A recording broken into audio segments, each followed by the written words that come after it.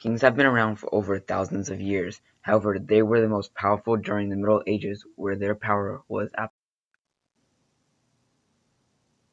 The reason people had a king still during these times was to control the kingdom during situations like war. Why the king could do almost anything was due to how everyone believed that the king was handpicked by God.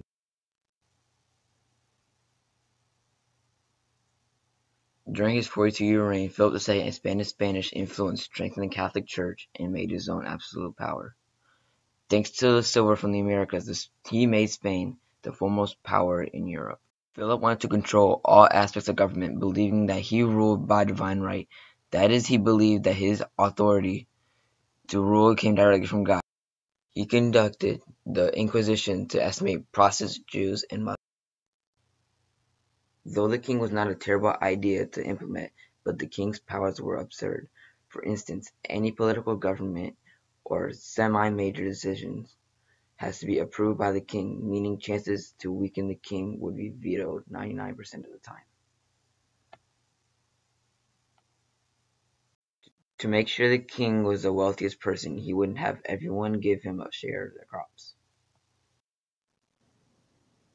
Another way to make sure the king keeps his throne was to prevent uprisings by making those who can afford weapons unable to collaborate by making them far away from each other, and those who can get together, also known as serfs, were unable to afford any weapons due to them having no money.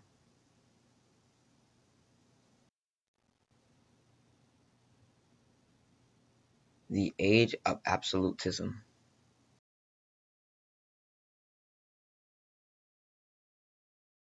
Absolute monarchs thrived in Europe from about 1500 to 1750. There was a belief in divine right, or that the monarch was the representative of God. All over Europe, monarchs displayed immense power. In France, Louis XIV, the Sun King, declared, "I am the state." He expanded the Palace of Versailles and fought many wars to display the force and strength of France. Despite his achievements, France was in immense debt after his reign.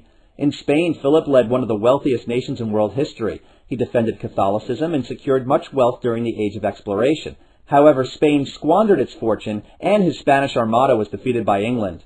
In Central Europe, there were the Habsburgs. Their empire expanded and conquered lands once controlled by the Ottoman Empire in the Balkans of Eastern Europe. Maria Theresa is important to know. She defended Catholicism and dealt with neighboring Frederick the Great of Prussia, who gained Silesia from her. In Russia, Peter the Great modernized by imitating the West. He built a large capital, expanded education, built up an army, and looked to imitate the cultures of the West. England slowly moved away from absolutism. After Charles I was dethroned by Oliver Cromwell in the English Civil War, restored monarchs accepted the Habeas Corpus Act, which gave freedoms to the accused. In addition, when William and Mary dethroned James II in the Glorious Revolution, a Bill of Rights was proclaimed, which protected freedoms such as speech and other personal liberties. Absolutism in England now became a limited or constitutional monarchy.